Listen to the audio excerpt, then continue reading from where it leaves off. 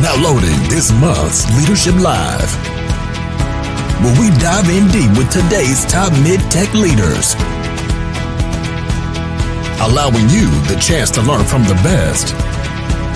Leadership Live starts now.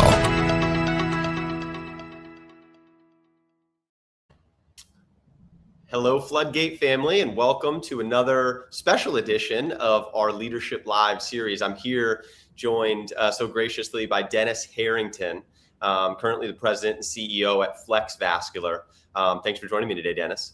You're welcome, Danny. Thank you for having me and giving us a chance to talk about Flex Vascular. Yeah, 100%. And I'll let you do a quick intro, but I know you don't like to toot your own horn too much, so I'll give you a short intro on my end. I mean, you've got a phenomenal background starting in the military, West Point grad, and made the transition to MedTech pretty much straight from there. And have exited multiple companies in this space over the last 20 plus years to, strategics like Haemonetics, I think, Boston Scientific, and now the last, I think 5-6 years been building Flex Vascular, formerly VentureMed. And so give us a little bit before we get into the leadership topics about you and about what you guys are doing at Flex Vascular so people know where you're coming from. Yeah, thank you for that introduction. I guess all of that says that I am long in the tooth and spent many years doing this. I think, from a Denis Harrington perspective, I'd say that what's very formative for me is being one of 10 kids in a strong Irish Catholic family growing up in upstate New York was my foundation. And I treasure that foundation. Grew up in a blue collar mill town on the Mohawk River. Great place to grow up. Great place also to look back and say, man, I'm glad I got out of there. But it's still a great place, and it serves as my foundation. My parents were great. My siblings were great, and I have benefited from that strong foundation. As the ups and downs of life come at you, you need those kind of things. So I do attribute a lot of any success I've had to that strong foundation. As you mentioned, was fortunate to be selected to go to the military academy, and you can look at my record, I was not a tremendous cadet. I was probably, I tell people, I thought that I could beat the system, but the system actually beat me. But it was a good experience, and I'd say that my real awakening came when I got into the Army, and I realized this was real, that it was people, equipment, it was process, it was a mission, and I didn't see combat, but we were in the throes of the Cold War. I like to say I helped win the Cold War, and I learned what an organization with a mission that has to be 24/7, 365 needs to do to make sure that we did our part. And those are pretty foundational times. So I appreciate all that. I've been in med device now for over 35 years, started as a sales rep with a small private company called Walter Lorenz, got thankfully recruited over to SciMed Life Systems, which became the angioplasty or the coronary angioplasty foundation for Boston Scientific when we were acquired in '95, and spent a good bit of time at Boston, about 18 years total. And now I've been in the startup realm since 2010 and had a nice run, a good share of successes, and also some notable failures that combined to teach me the foundation that I continue to learn from. 7 years now with Flex Vascular, first 2 as a board member, and now the last 5 as CEO. And what we're trying to do at Flex, we're a vessel prep technology. We're a similar platform to a lot of startup companies. We have a single product. It's a platform product. And what we do is we prepare the vascular beds, arterial and venous, to optimize destination therapies. We've got a unique scalpel-based endovascular tool that does a lot of unique and we think beneficial things for the patients that we are cleared for. We're cleared in AV access to include AVGs, AVFs, also PAD above the knee, and in-stent restenosis. And we're pursuing rapidly an indication of our platform technology into the venous space. Great team. We've been through a lot of the highs and lows. I'd say, you take a look at our last 5 years, and the first 3 were spent surviving, and that's not atypical for a small med tech company. In the last 2, we've moved into that realm of stabilizing, and over the last 6 to 8 months, we're really starting to accelerate into the thrive portion of our life cycle. So nice funding from a good, strong venture cap now, building out the team, and that's where we find ourselves. Yeah. I've been following you guys for a while. It's exciting stuff, exciting technology. But none of that happens by accident, right? Leadership is a big piece of that. And so that's why we have a ton of topics I'd love to pick your brain on, but I'll do my best. I'll keep it to just leadership today for the sake of this, the respect of your time. But you've led at large organizations, startups, sort of combinations of the two, by acquisitions, in different roles, even outside of CEO, right? So what would you say generally, I know there's a lot, are kind of the key attributes to being a good leader in the med device, med tech space? I mean, I think first and foremost, it's having a foundation of integrity, being authentic, knowing who you are, knowing what your strengths and weaknesses are, or strengths and opportunities, and continuing to be mindful of that as you engage with your team. So I think that's important. That's something I've learned along the way, and not always that I maybe operate from that perspective. And I think growing into that has been helpful for me. I think that you've got to be present too. You've got to be engaged with your team. You've got to go to where both the opportunities are and where the need for clarity and better decisions lies, and try to influence that positively. I think you got to be inclusive. You got to make sure that your team knows, A, that you are supporting them, and B, that you'll add some signature value to the projects and programs that they're working on, but ultimately that you'll do what you can to bring them the resources for them to execute. I think the company needs to know that their leaders at every level are all moving in that same pace, and that we've got to recognize where things are going well and support it. We've equally got to recognize where things aren't going well, and we got to change either the mindset or the people. And those are, I think, foundational to being in the know and affecting execution positively. Yeah, and I would imagine even that's amplified even more so in the startup environment, right? Where you've got a smaller team and you can't, you're leading it, you just use one of your acquired companies, Boston Scientific, right? You can only be so involved in the day-to-day of everybody. But for you now, being at a startup, I can imagine, letting even down to the rep level and the support level, them sort of hear that vision, hear that understanding of direction directly from you is an advantage that you guys are able to leverage. Yeah, I think that's very fair. I think, startups operate without much of a safety net, and you have a source of capital that is important, and you got to use that capital properly. And one of the most important elements of using it is time. And you don't have a lot of time to delay an important decision, whether that's a decision to accelerate or deviate or eliminate. And so that time component becomes much more constrained. And you just have to appreciate that, so that you don't let time go by where you're spending money and you're spending resources that otherwise need to be redeployed. Yeah, amen to that. Well, on a similar note there, when you've got that team and you're working closely with them, the biggest thing that we hear, it's sort of become a cliche term over the last couple of decades, is people want a good culture. Right? That's the most important thing I hear when people are looking for new opportunities. How do you go about creating and maintaining a culture within your organization? And again, it's everybody. So everybody contributes to the culture. I think, leaders get credit, probably too much credit, for establishing culture, and maybe take too many arrows when there's an appearance of a culture that isn't well formed yet. So it's including of everybody, but it really does come from the example that's set throughout each and every layer of the company. I think, again, it goes back to being transparent, being authentic, and then having a plan, having some values that everybody shares. We hold pretty important the value of patient care. The patient is at the center of everything we do, and we really try to think about that. I think most good healthcare companies and med tech device companies have that at their core. We also have, doing it right the first time. That's an important element. We don't have the flexibility, as mentioned, to pivot a bunch of times to try to get it right. So we really try to make sure that we work through all of the options and make the necessary trade-off decisions so that the first time, or at least the first or second time we go out to advance, that we do it right. And then, quality, and probably overstated, but maybe underappreciated.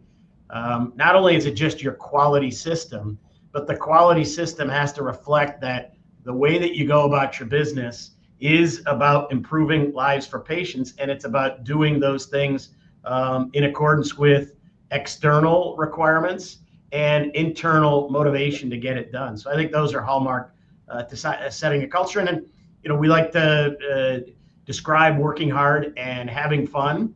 I think those are sometimes things you can achieve at the same time, and sometimes you're offsetting one for the other, but you ultimately come back to that space.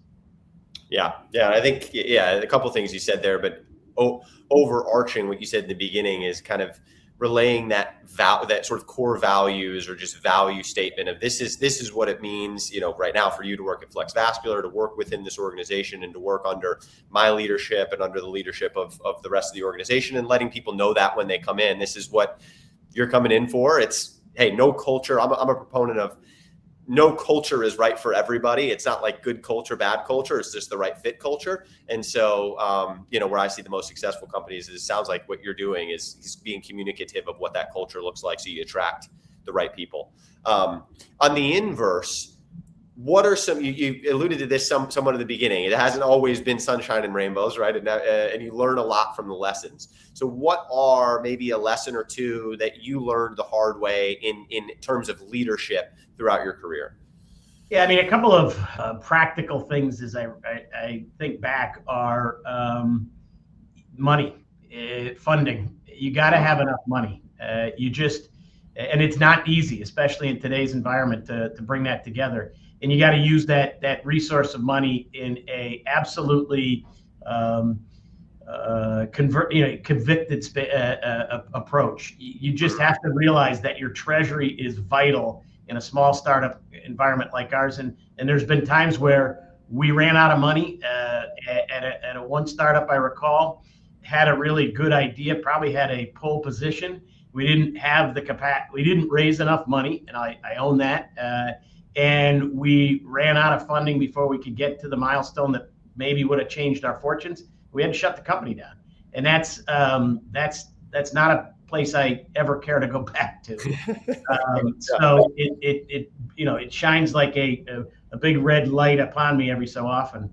The other thing I think is people assessment, both the good people and putting them in a position to do more, and really supporting their escalation and acceleration. And maybe even more critically is there are just good people that don't sometimes fit into what you're doing. Small companies, small startup MedTech device companies, it's a unique place to be.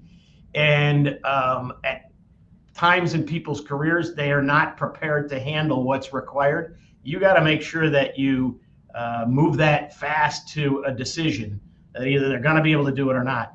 We don't, in small companies, always have the luxury of, or often have the luxury of, coaching people up to the expectations.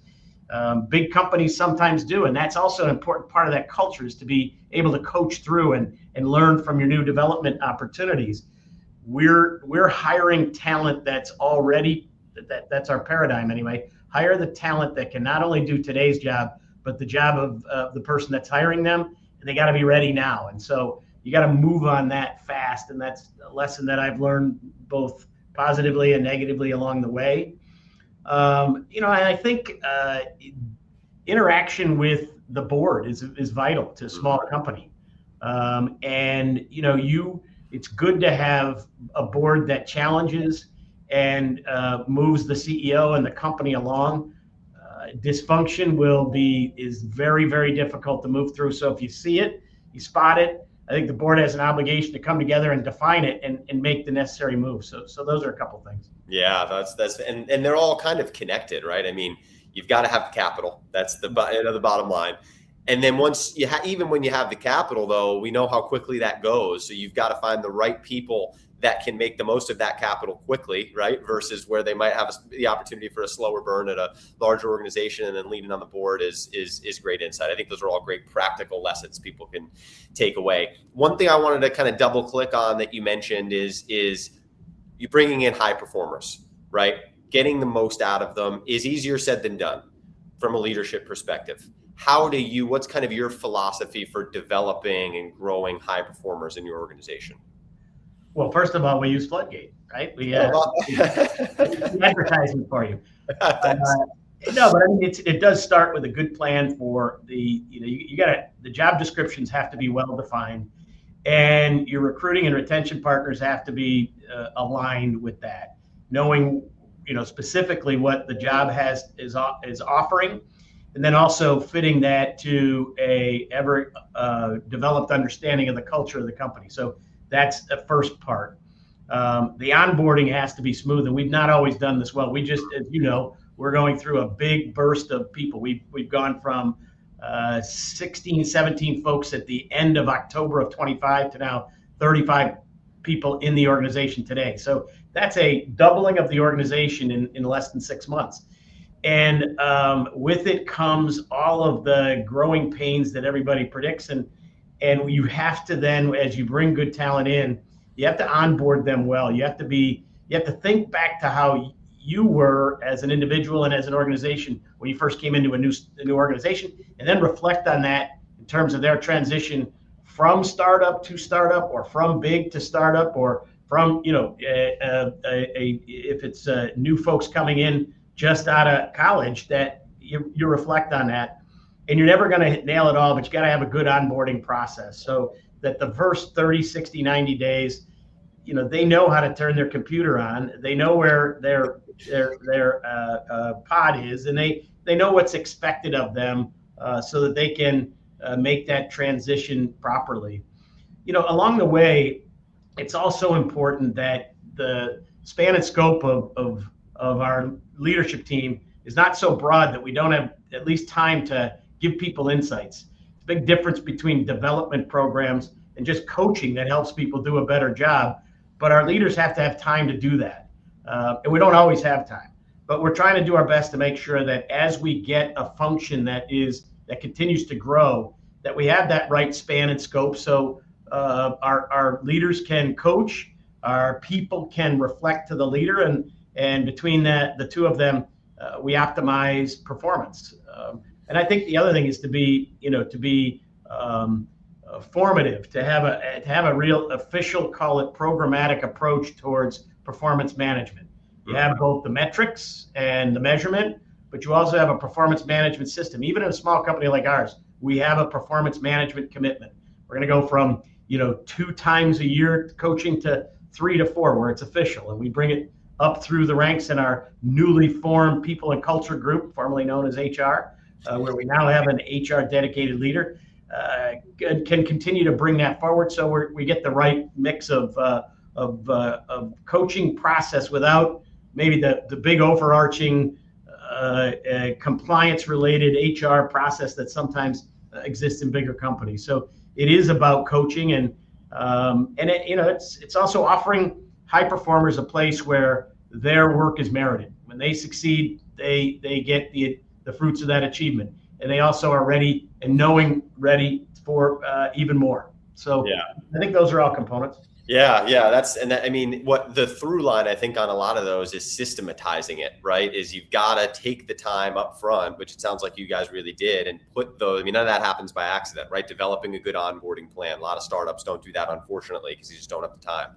Developing performance management plans, right? Those things take time and intentionality. And so putting those in place along with communicating the values and the culture, so you're attracting the right people, and then being somewhat hands-off and letting those high performers flourish and giving them the opportunity. I think for a lot of high performers at all levels, individual contributor and leadership alike, are attracted to startups because if they come in and they crush it, they have that opportunity to grow more quickly than they might, in another role where they're waiting for someone to retire, so I think those are all fantastic. Yeah. And admittedly, I think we've done a good job of continuing to develop a structure that allows us to move through it. But we're by no means optimizing each phase of it. I think, though, as we continue to grow and onboard, we're also taking inputs from our new hires and our veterans to just stay current, stay consistent, keep getting better without putting so much process into an organization. Because one of the real attractive aspects to working in a startup is you don't have all that process, and you don't have all that compliant. You're compliant to your requirements, but you're not driven by call it a functional overreach. And we have to live in that and balance that. I love it. Cool. Well, we've touched on this next one a little bit, so I'll switch it up a little bit for you. It kind of, how do you go about through your career, right? Not even necessarily just now, finding and evaluating talent. Either I'll let you do dealer's choice, whether it's at the leadership level, leadership talent, or just in general in building your organizations through the years. I mentioned that you got to have good partners that are helping you reach out to the pools of talent to bring that to you. And I think, we've appreciated a nice relationship here with Floodgate. You guys do a great job. We also have other partners. We can't be reliant on one. You have to have a multitude of those partners that are helping you because I think it's very important to fish in many pools. We all come from a pathway that have gotten us there, and we are inherently biased that that's the right pathway to reach back and bring forward. That's a good place to start.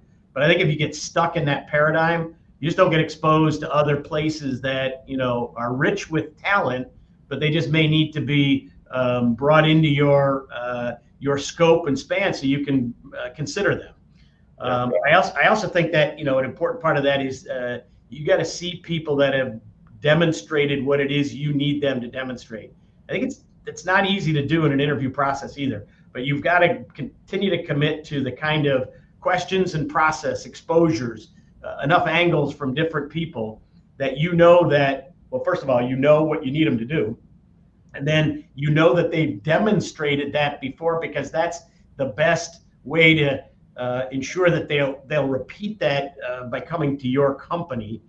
That's not easy, but it's also important to have everybody in the leadership team constantly getting updated as to where the talent that we're onboarding that is showing us how great they are, where they came from, and sharing that source and making sure that happens. But ultimately, it comes down to individuals that are inspired once you get here. They have to have that great foundation, but they also have to come here and see that they can succeed. And that's a two-way street. It's them and it's the company. Yeah, that's fantastic. I love that answer. Shifting gears a little bit, there's a lot of aspiring leaders, emerging leaders, younger folks, that are going to watch this, that are maybe looking to get tapped for their first leadership opportunity. What would you say they should do to increase their odds of getting that? I think the number 1, 2, and 3 answer is nail the job you're in. I think oftentimes, you've got a mix of folks that are aspirational and looking for that next opportunity. And it's important to do that, but you got to keep it in balance with the fact that the best calling card that you have for any other organization or person being interested in you is you being absolutely delivering and nailing the job that you're in. I often talk with a lot of young people who are aspiring, and they're so interested in how they get to the next spot that they're not looking at that golden card that they have. I mean, it's like Wonka's ticket, right? And the golden ticket is you being the best at what you do. And when you are the best at what you do, 1, you can show it, and 2, everybody in your own organization is going to want to keep you and push you on. And anybody on an outside organization that is looking for new talent can quickly spot it. So that is the number 1 thing. Keeping yourself up to date on technology, on process, keeping, really honing your leadership skill set by reading, by attending seminars, by putting yourself in a position to get exposed to cross-functional opportunities.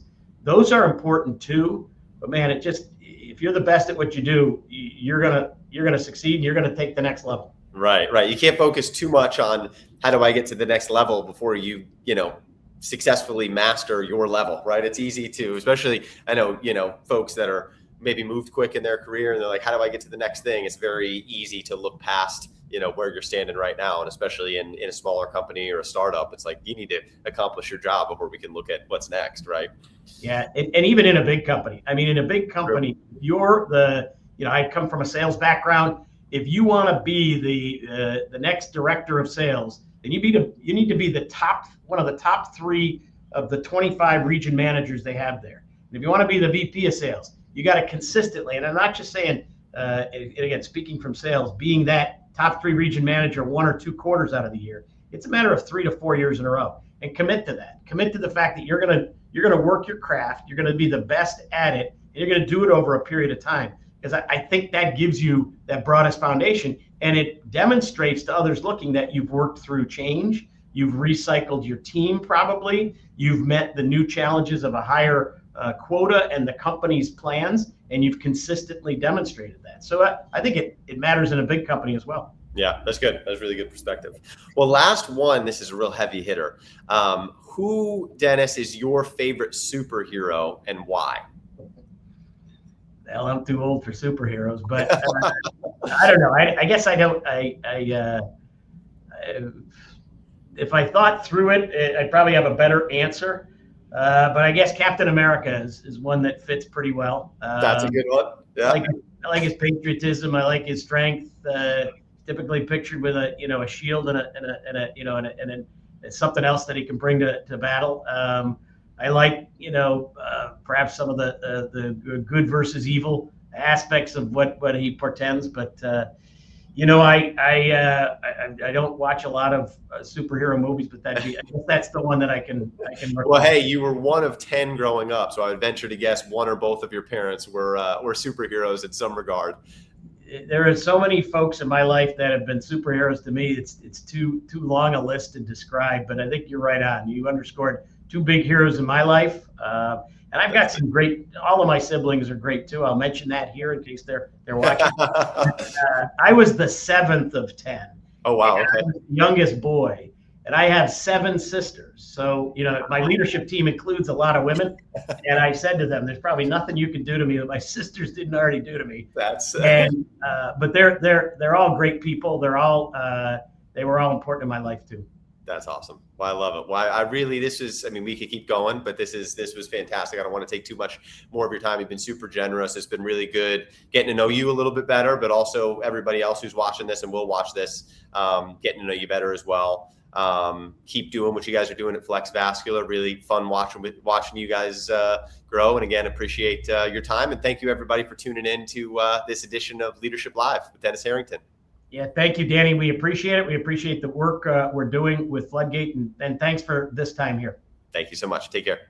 Okay, bye-bye.